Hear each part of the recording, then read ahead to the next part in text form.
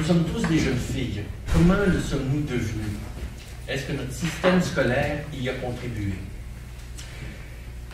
Lorsqu'il y a eu cette révolte des carrés rouges au printemps, on a énormément parlé d'éducation, mais est-ce qu'on en parlait? À un point de vue de base, comme il est d'ailleurs dit dans le spectacle, est-ce qu'on nous éduque à la représentation ou au savoir? Tous ceux d'entre vous qui ont enseigné se rendent compte d'une chose, la plupart des étudiants ne sont pas intéressés à la valeur d'usage du savoir, qui est le développement de la pensée et d'une certaine conscience par rapport au monde, mais sont bien davantage intéressés par la valeur d'échange que donne le système scolaire par rapport à l'acquisition du savoir, des notes. À la limite, un étudiant serait très heureux d'avoir des bonnes notes tout en n'apprenant rien. Comment ça se fait que notre système scolaire forme des individus, justement, qui se pensent à la fois comme marchands et marchandises? Je vais commencer par une mise au point. Si on a appris quelque chose avec le printemps érable, le mouvement étudiant, c'est bien que les étudiants n'étaient pas là où on croyait qu'ils étaient. Oui, ça c'est vrai. Donc, de supposer qu'ils sont là juste parce qu'ils veulent avoir des notes, c'est pas entièrement faux. Il y en a toujours dans la classe. Ça dépend aussi, j'imagine, de ce qu'on enseigne.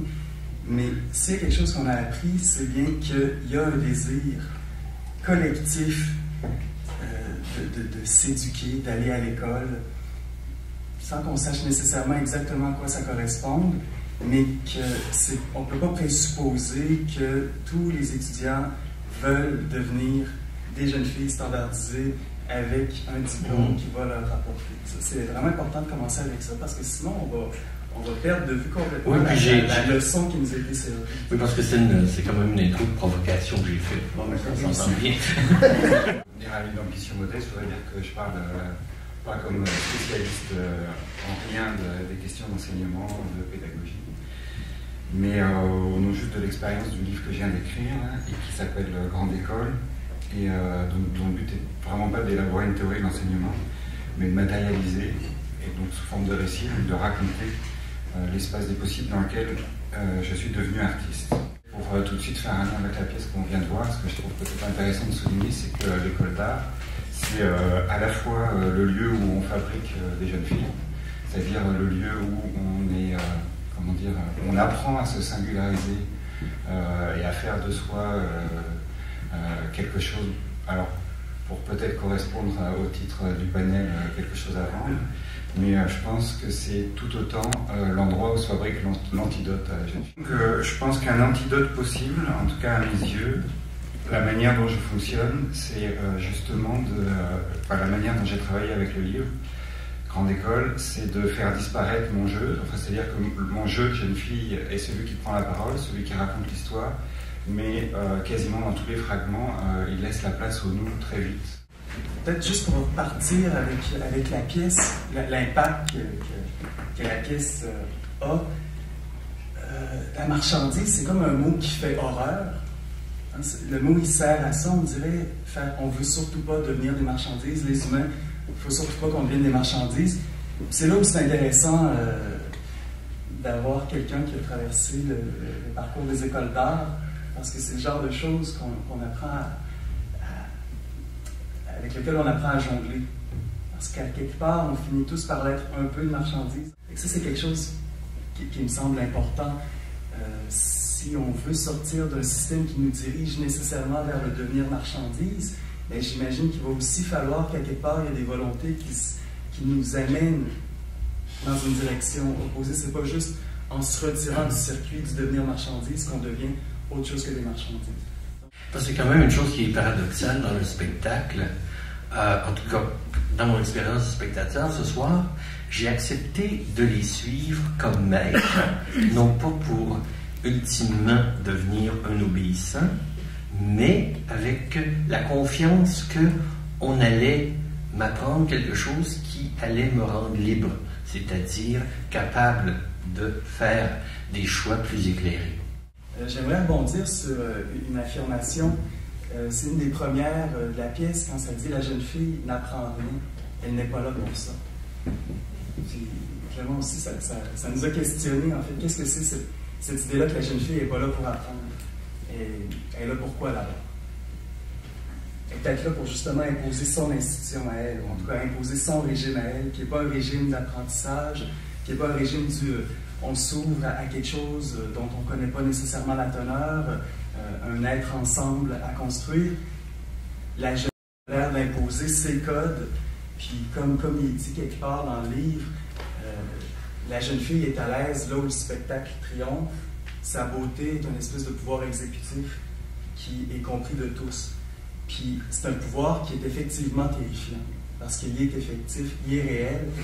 Quand même, comme enseignant, si je reviens sur la question de la jeunefilisation peut-être de l'éducation, présentement, je remarque que depuis quelques années, il y a une posture différente, c'est-à-dire une posture de l'étudiant jeune fille peut-être, là, sans sexe nécessairement, et qui fait en sorte que, moi j'enseigne en théâtre, et donc si à un moment donné on envoie quelqu'un sur la scène, on lui dit « vas-y, fais quelque chose, crée ». À l'époque, on y allait, puis on essayait quelque chose, on le faisait. Maintenant, on le fait, puis à un moment donné on arrête, puis on regarde. Est-ce que c'est correct? Est-ce que c'est... Puis là, on ne crée pas. C'est-à-dire, on est soumis à des consignes, à obéir à des consignes. C'est une posture différente. Puis là, c'est ça que j'essaie de voir, c'est dans... Il faut à un moment donné proposer des affaires, puis dire, regarde, on casse un modèle, puis c'est pas l'institution nécessairement. C'est une manière, tout simplement, d'être ensemble. Là, on s'attend toujours à quelque chose, puis à un moment donné, il faut défaire un peu cette façon de faire-là. Et l'éducation, c'est la même affaire. Les étudiants, maintenant, ils ne savent pas comment se situer par rapport à ça. La question que je pose là, c'est qu'il n'y a pas maintenant, est-ce que l'art ne peut pas servir de modèle à l'éducation? La manière dont j'ai traité ces questions un petit peu, et puis je trouve que peut-être que la pièce qu'on a vue travaille un petit peu comme ça, parce que dans le fond, on a présenté la table ronde comme parlant d'éducation, puis la pièce ne parle pas vraiment d'éducation. Mon livre ne parle pas vraiment d'éducation, mais qui s'appelle Le plan d'école. Et je trouve qu'en fait, une des bonnes manières de répondre à ces questions, c'est de dire aussi on y répondra plus tard. J'ai l'impression que la pièce fonctionnait un peu comme ça, elle pose des problèmes. Bon, parfois sur un ton un peu déclamatoire, sentencieux, mais jamais comme une réponse. Et moi j'ai l'impression que j'ai travaillé un petit peu comme ça aussi. C'est un peu l'idée de la grande école. La grande école, c'est celle en effet, où on va plus tard.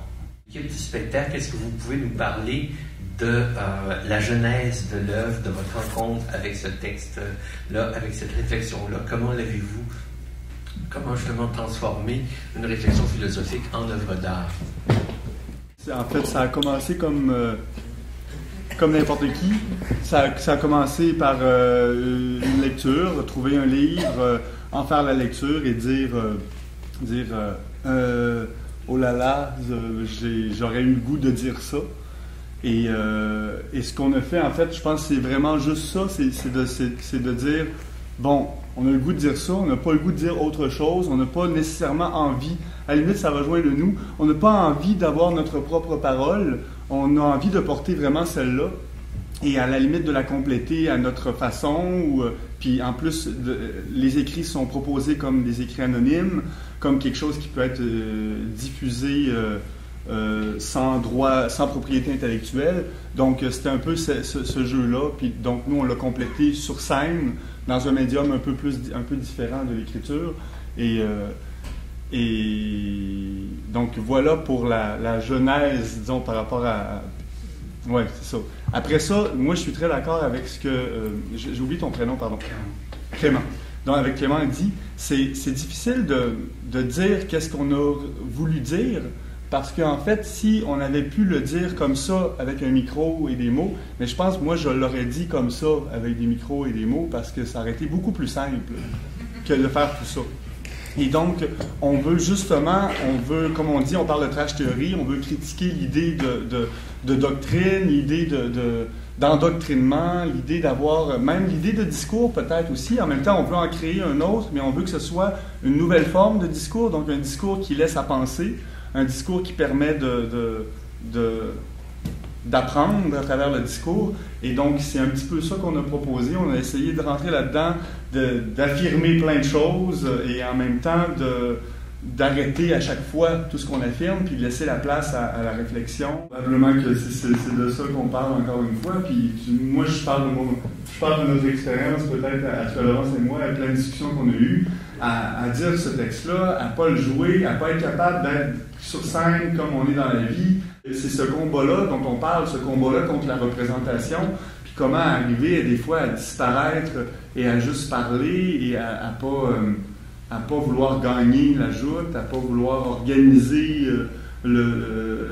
l'armée pour laquelle on travaille. Et j'ai l'impression que c'est un peu on est encore en train, on est toujours en fait en train de vivre ce dilemme-là.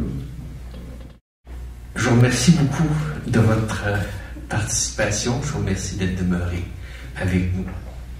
Bonne fin de soirée.